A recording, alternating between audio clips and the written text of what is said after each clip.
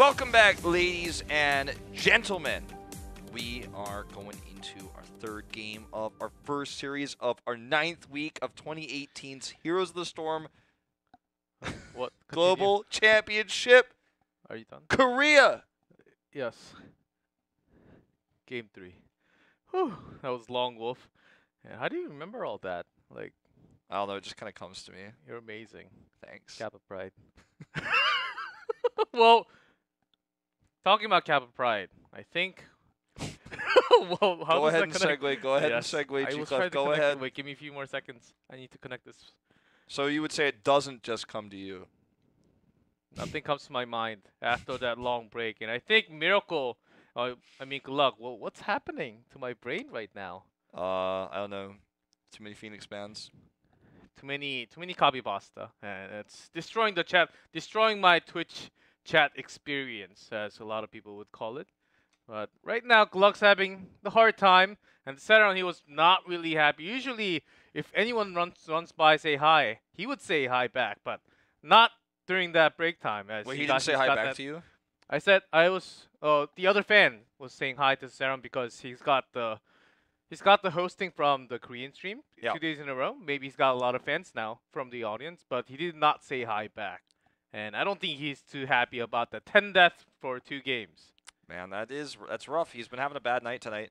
I do want to point out that if you guys go to the Korean stream after the broadcast, then you check it out. They will always host a Korean pro gamer there, so you can watch one of the players. Also, if you go to hgc.playxp.com, you can watch first-person views of the players with our commentary or the Korean commentary, if that's what you're into, overlaid over it. So it's pretty cool. We do have the map chosen as Infernal Shrines to be the 3rd map picked for Miracle here.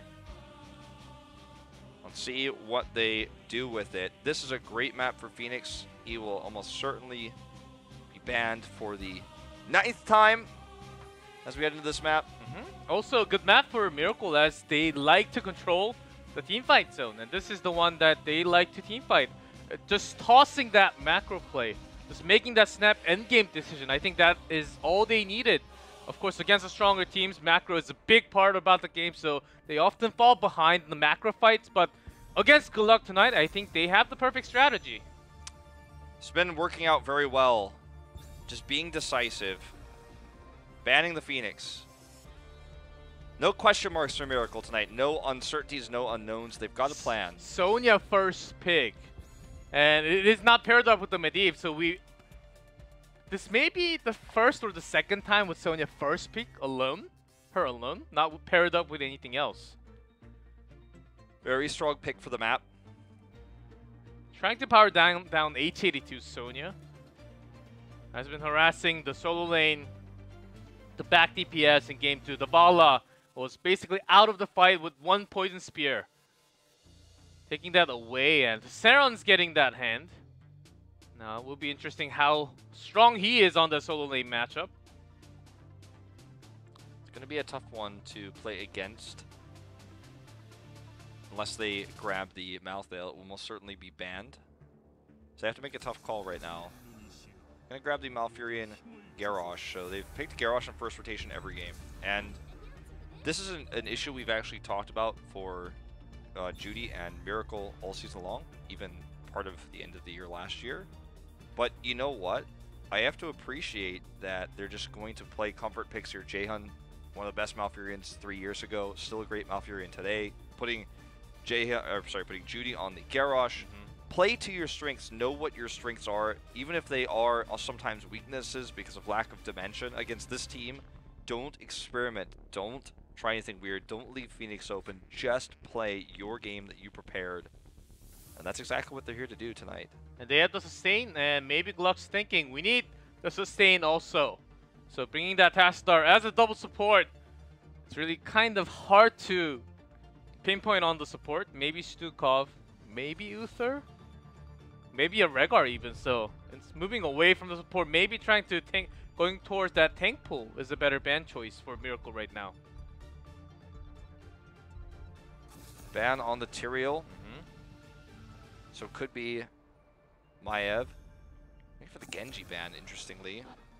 I was thinking this would certainly either be the Maiev or the ban onto the Malthael. Very strong on this map. I was possibly also thinking about a Hanzo. Pretty strong as they still need some range damage, and when you think about Maiev, Garrosh, I think they can have a similar team fighting except for Sonya and continue in game number 3. I think it really fit how Miracle wanted to play. I love the idea of grabbing a Hanzo and a Junkrat here. You have one of the best Junkrat players in Korea on your squad. You can play the Hanzo, you can poke. It's very good against Tracer.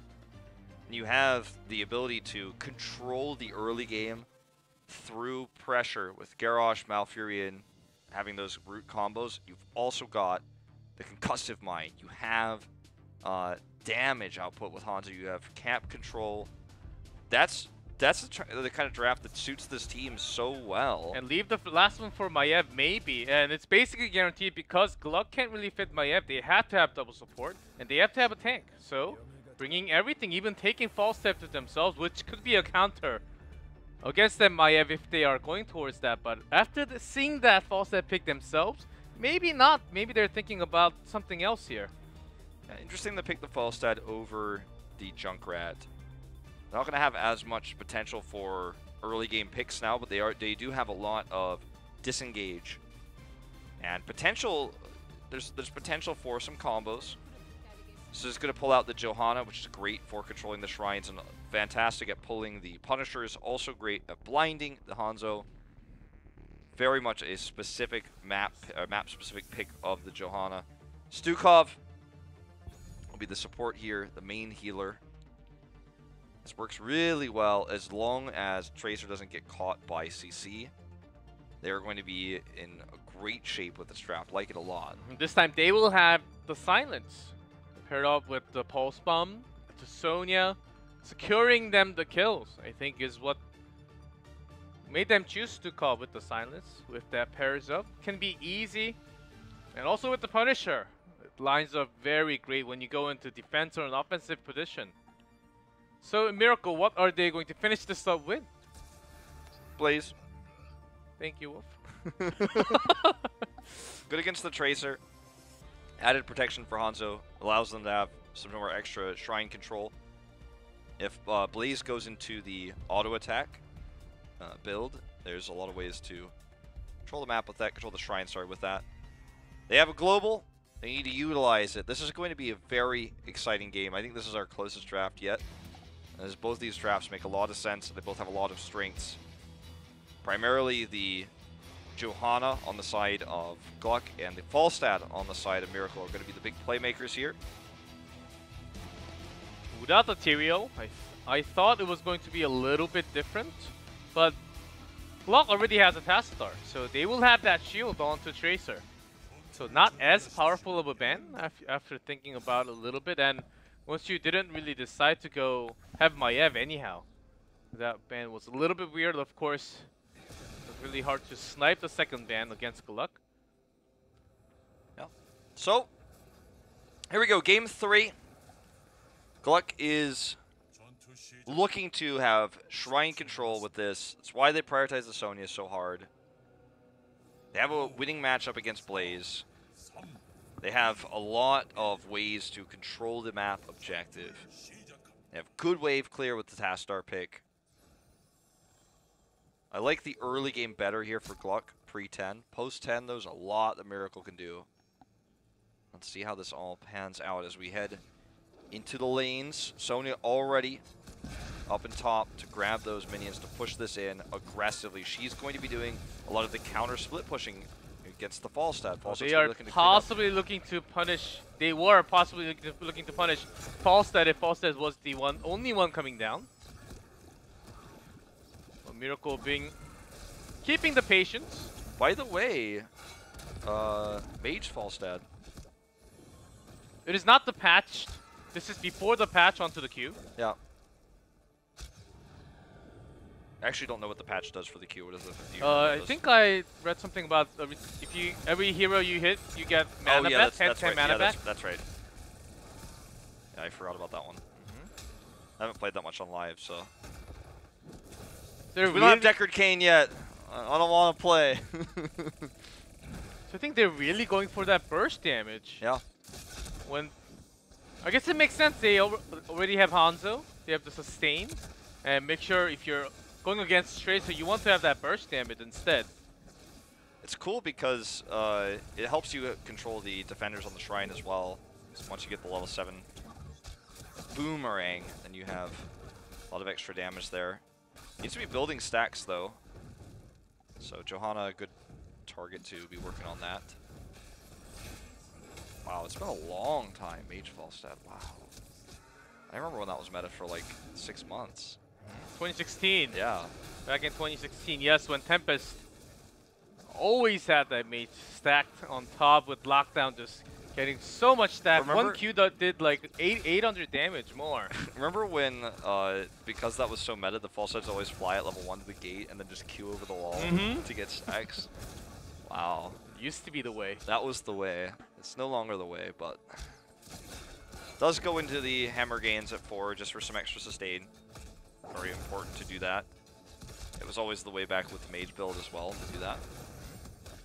So, camp timing here, faster for GLuck in terms of the shaman camp. Unfortunately, the bottom push is going to be much more important because the bottom push is at the opposite side of the shrine. GLuck does not have a global. Sonya is not going to be able to clear this. They actually have to come and clear this as soon as possible. I actually appreciate how quickly they react to this. But it gives the positional advantage to Miracle right now.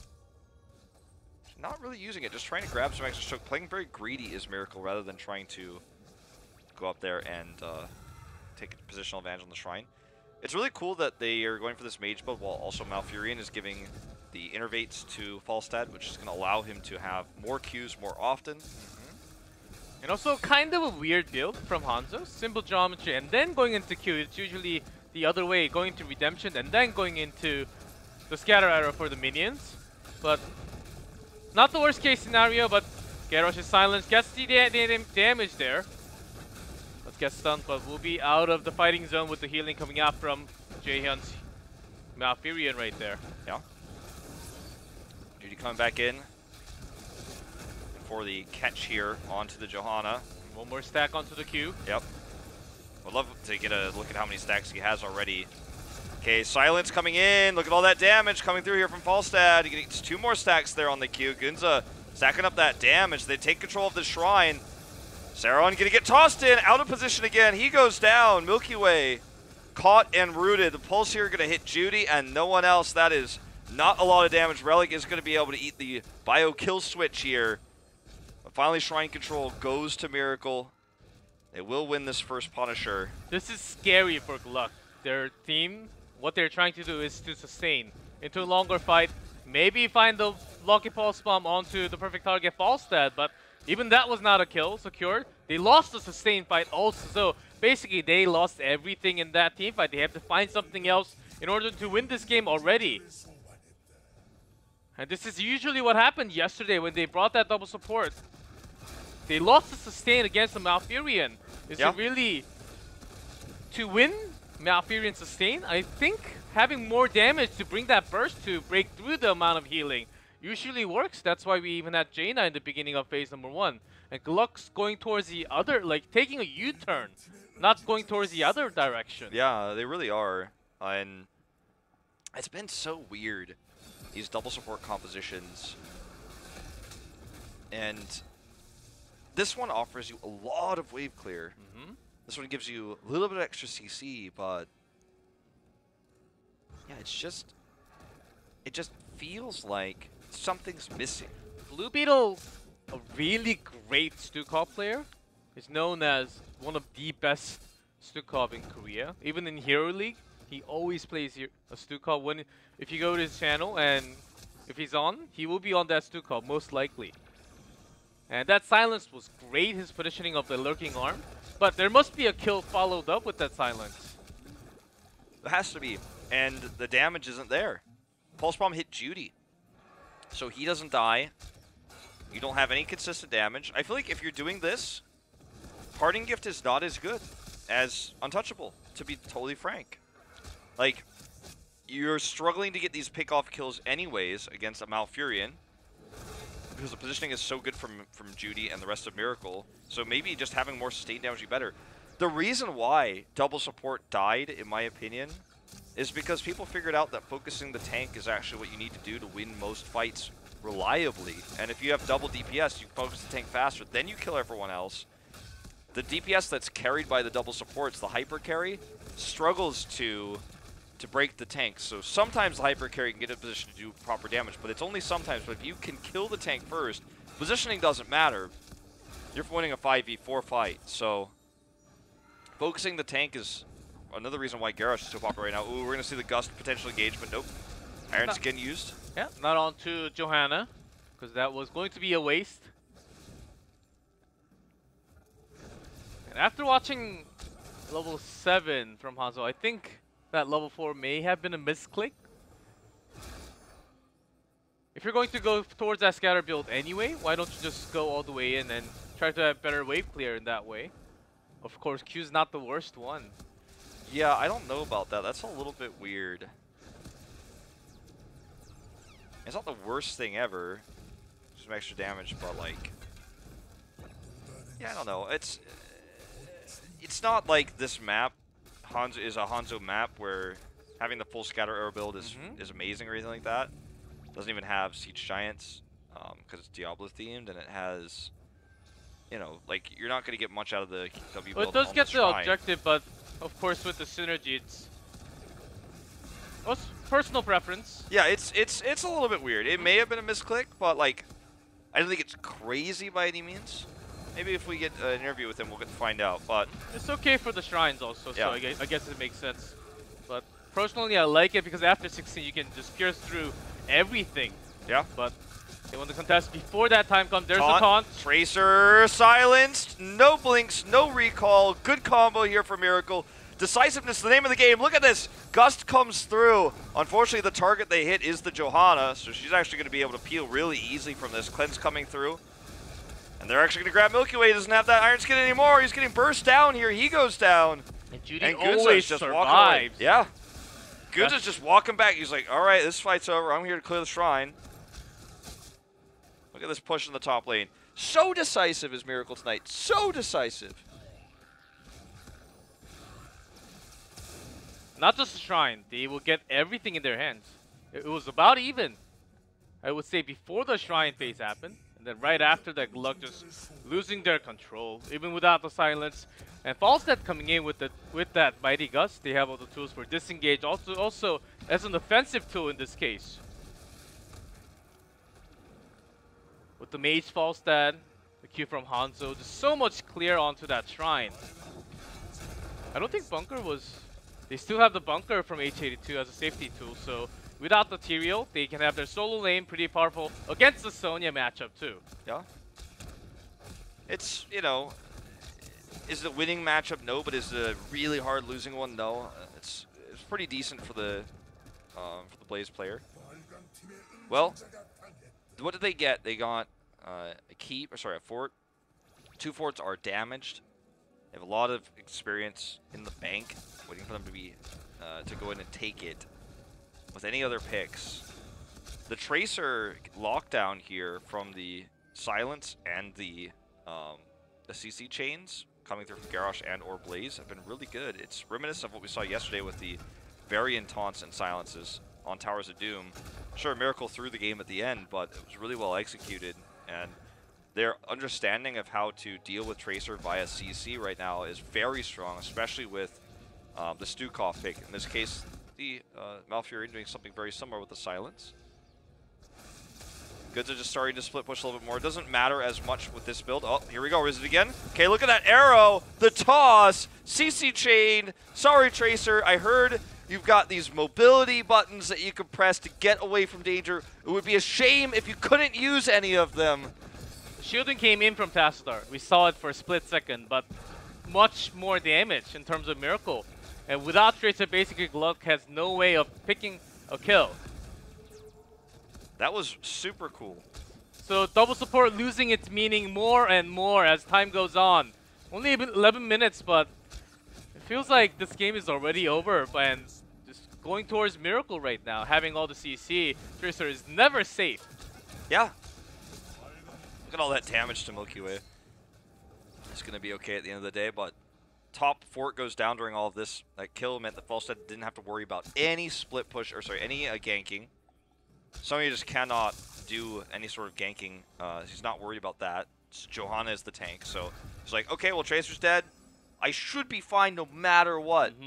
And he goes up, pushes the whole fort down. I was mentioning before Tracer died that it doesn't matter that much if Falstad gets tons of soak or pushing on this map because he's done the Q build instead of the marksman's. Because marksman means that if he's not split pushing, not only is his team not getting the global value, but he's not getting auto attack damage value. This time he doesn't have to. He's been mostly staying with his team because they already are ahead in soak. Why play risky when you're this far ahead and you don't need that that damage? It's really cool to see how Miracle's playing tonight. I really expected this to be a stomp the other way, just because Miracle's been underperforming, and they didn't not seem to be improving any aspects of play. Well, watching their play today compared to yesterday, it's like night and day. It really is. So much better, as it seems like they are really going towards focus on one target, use everything to basically make the team fight in your favor. That's what they did in TOD yesterday. Of course, ended up losing because of that critical mistake at the end, but they are going towards that one single direction. CC after CC. Tracer seems to be the best target right now with the low HP. Yeah. I mean, the only other target they could get would be Stukov, but Tracer just presents herself for these opportunities. Look at that. Tracer just presents herself saying, take this opportunity. Ooh, look at this combo! Blessed Shield messes it up a little bit here. Tracer misses the pulls. Saron very, very low. He's the first to die yet again in this fight. Milky Way caught by the stun. Doesn't have Iron Skin. He's jumped on here. He is just going to get blown up. Does get the Iron Skin here. It does come off cooldown. The shove actually helps keep him alive a little bit longer, but he does go down. Oh man, the slow is still onto the chase. There's the stun connecting onto Blue Beetle. He may not be safe. I don't know. Drops the heal down, is going to help him survive through this. Falstad split pushing bottom. This push top is going to eventually get rid of this keep wall. Decisive play. Like, it's almost like they had jitters before. Oh my god, Blue Beetle is so low. What outclassing here. I did not expect this tonight. I did not expect this. I don't think anybody expected this. Suddenly they are playing like a different, individually different man, different teams. Gunza, if it was the old Falstad from yesterday or last week, I'm pretty sure he was maybe not died from Tracer, but at least got hit by the pulse bomb. But he came in, got the perfect gust. Of course, not the best gust in the world, but he went over the wall, dodged that pulse bomb. He was alive, providing some Q damage. He looks different. Yeah. Not just himself, the entire team right now. Absolutely. Arcane Punisher now. We're looking at a 6-0 scoreline, 6 forts to 3. This could be, we could be staring down the barrel of a perfect game by Miracle. Who would have thought tonight would be their night?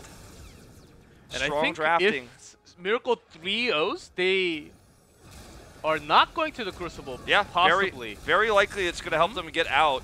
Nothing will be guaranteed, but There's very a likely. Storm to cancel the silence. Okay, Relic not actually caught this time. He's taking a lot of damage from this Punisher, but they can't pick him off. The problem is this keep's going to go down, then they're going to have more opportunities to go deeper in. Look at all the damage coming out from this Arcane Punisher. They're just going to retreat off this keep. Look at this. Decisive gust. Not a, I'm not sure, should we keep fighting? Should we go for the core? Not a moment of hesitation. Just, look, this is too risky. Gusting now. Getting out of here. I think they could have just walked out. Like, they had 3-level scaling. They're about to hit 20. No reason to go for the core and throw the game. As they are controlling everything. But I agree with you 100%, but I love that tonight Miracle is doing what they have never done before. Just to be saying, like, you know what, we're going to be even more safe than we need to be. Like, we're going to leave right now. It's either we go core or we leave. We're leaving, so we're gusting just so that nothing can go wrong. They can't catch us on the retreat with a Blessed Shield and then catch up. We're going to get 20 first. We've got the keep advantage. They're suffocating GLuck out of this game and grinding them out of the game with safe, slow play. And they hit that level 20. GLuck's so far away. They're a keep down in a perfect game almost. They have all the forts left for Miracle. They're dominating this one. They have the Falstad, of course, split pushing again Yep, just prepping those catapult waves so that the core gets more pressure. And the weakness of the double support is that they go rotate together. They're weak against the macro, having Falstad against them, and GLuck really trapping themselves with the double support in this game. The burst damage that Falstad brings through with all the CCs as well versus the low health pool of the Tracer. I love everything about what they've done here. 20's up. Falstad holding Epic Mount because he knows that it might actually be... Oh, catching the Saron. There's no escape. Saron gonna die here. again. Let's just have a moment of silence for Saron.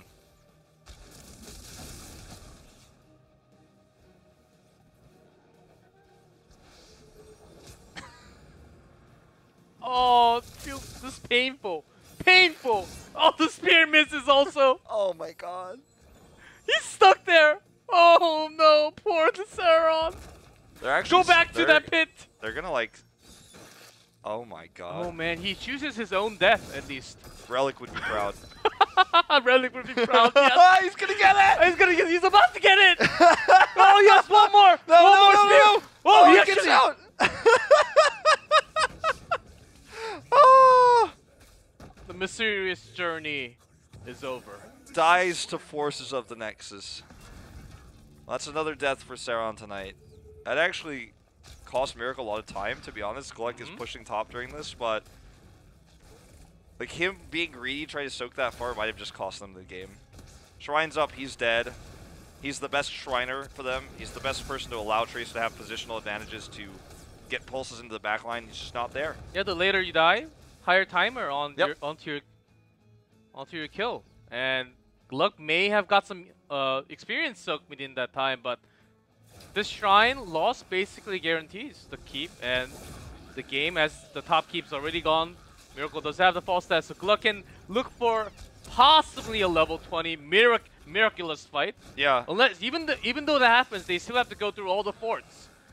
Gunza's basically looking for maybe Wind Tunnel to finish the game or the Epic Mount to like flank, surprise somebody. So you always want to hold this. There are also sometimes where you want to lock in the damage as well, the ranged attacks to finish the core. There's like so many different level 20 viabilities for Falstad, similar to ETC. So just wants to hold it to make sure that when this fight happens, if they get just one kill and the Immortal is on the Punisher is on the core, he could just gust them, wind tunnel them in, and then win the game. Like, there's a lot of ways you can use that. So terrifying now that GLuck is looking at this push. Top 2 catapults will be 3 by the time this hits mid, pushing double camps as well. Here's the commitment onto Johanna, but look at Saron. He comes in, he's gusted away immediately. Good bunker here, but Tracer is caught and silenced and now dead. This could be the winning moment here. Shove comes through. Saron doing a lot of damage, trying to get his revenge on the Gunza. He will have it.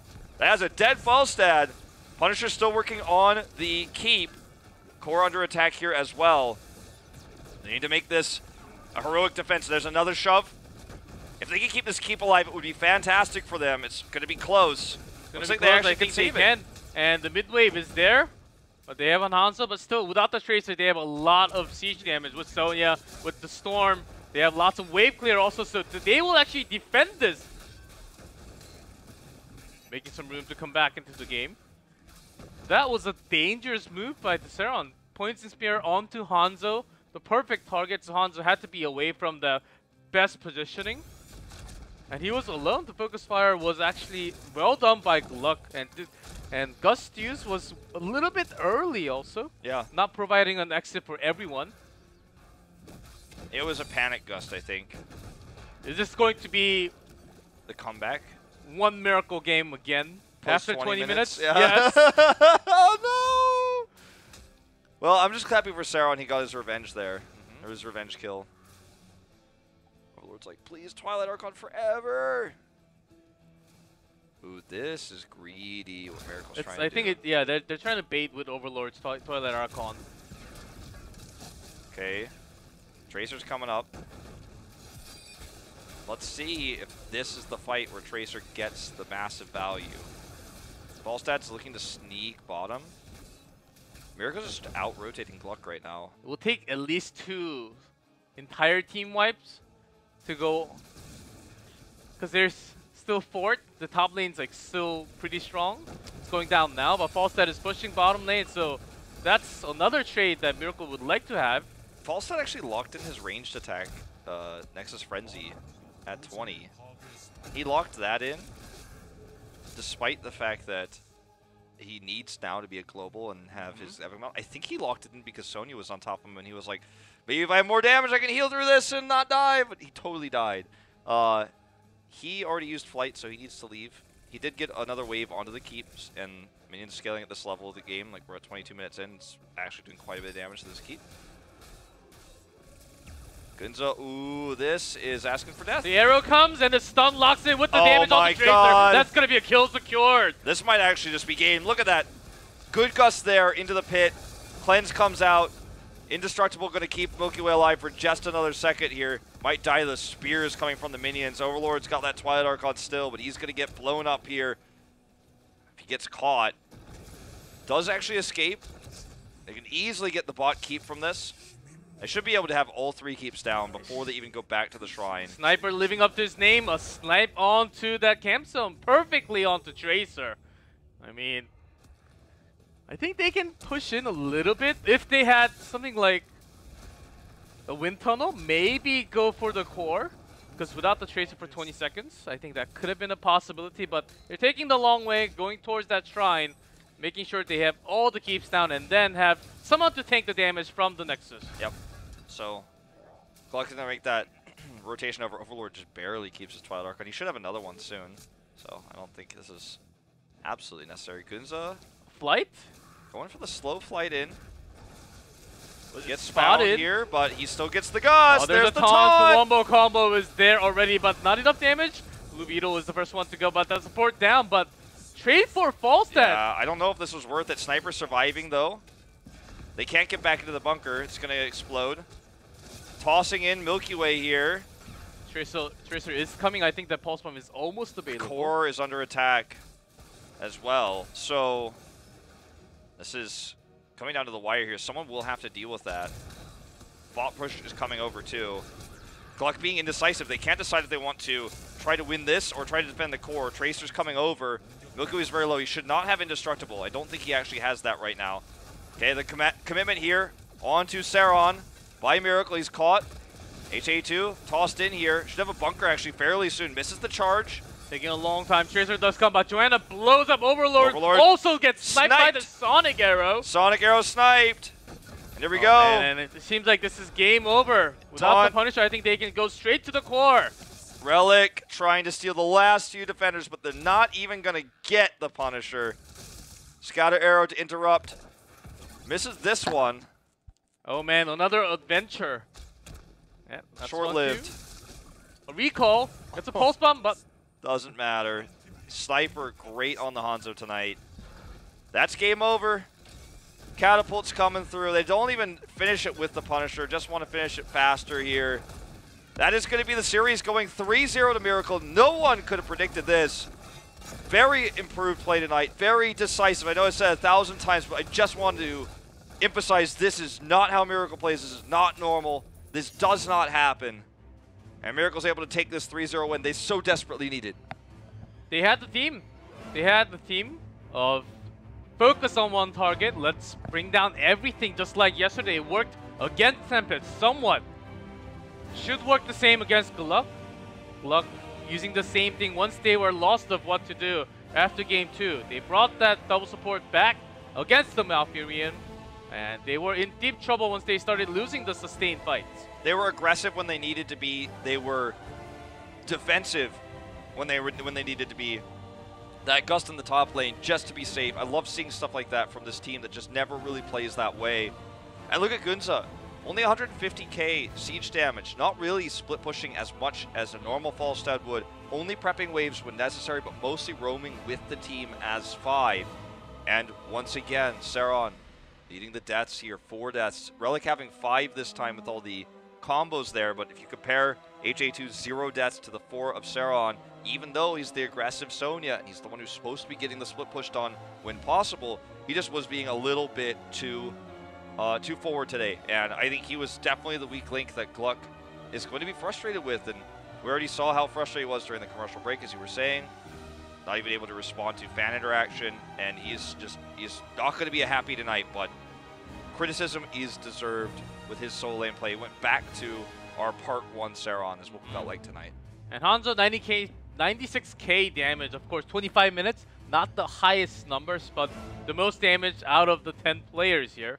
And what do you do? I think they should have changed.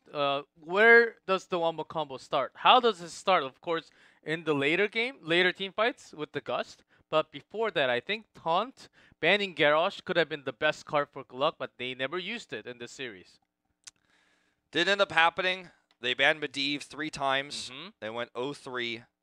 And Phoenix, still 9 bans, first bans. No playtime. Only in Korea. I wonder if that's going to continue after tonight. I think a lot more difference in the prioritization, what they like to focus. I think Korea is usually the region that likes to watch the other region and then adapt slowly into the later weekend. What's really interesting because in most regions, or sorry, most esports in the world, people watch Korea first and then try to adapt it. But yeah, it usually has been the case ever since Midseason Brawl last year. Korea's like, you know what? Let's just do what we're good at and then let them figure it out, and then we'll copy it. and then make it better. And then make it mechanically stronger. But like they're smart over there in Europe, you know. They're very creative with Anubarak and all that. They're using it a few times and pretty good win rate. Maybe we should use it. Yeah. But so far, Phoenix, 43% win rate. I don't think Korea's going to adapt. High playtime usually means low win rates for new heroes because we're talking about pro play, right? So it's usually like just below 50%. This is a little bit low though, as you say, and I want to see what Phoenix drafts look like in Korea, so I personally want to see him. But at the same time, because I know the potential of Phoenix, I've seen it. I've played him. Yeah, basically 14 times, and out of 14 times, 11 times after Phoenix pick, there was always a Hanzo pick to kind of counter that range damage. And also because Hanzo's really strong. And also because Hanzo's, I think, better still to this day until we have the patch. I think after the patch, maybe Hanzo will go down in tier a little bit. Yeah. And Phoenix rising up because of that slightly, but still Hanzo, one of the best heroes right now. I think that any team that allows Phoenix through today will lose like that game. Like I think Phoenix at his current untuned, overpowered, whatever you want to call it, his initial state, like he's so strong. On this patch, he was nerfed. Yeah. His release patch, he was nerfed. Yeah. He's still very strong. What happened to Maiev also, but still. There's also the factor of playing against something that you have not practiced against. So yes, that's true. Like if you haven't scrimming, you know, because it's the same patch as last week, you've been scrimming on this patch, and you haven't been scrimming against Phoenix, and you don't know what it's gonna look like in game, and you've just decided, you know what, like let's play him, let's practice him after the nerfs. You can just keep banning him no matter what, and you still can draft well because we only have 1 ban right now. So if we had like 3 bans and you just kept banning him, like we won't practice him, then you're gonna run into trouble. But we got 2 bans, we got 1 ban and then 1 in the middle. So yeah. Yeah, Miracle, very different Miracle compared to last night.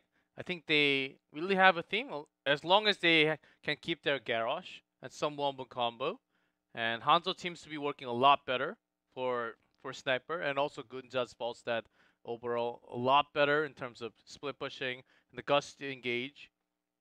Really impressed as how individually they were upgraded to play today against GLuck. They still have a match against Ballistics left, I think.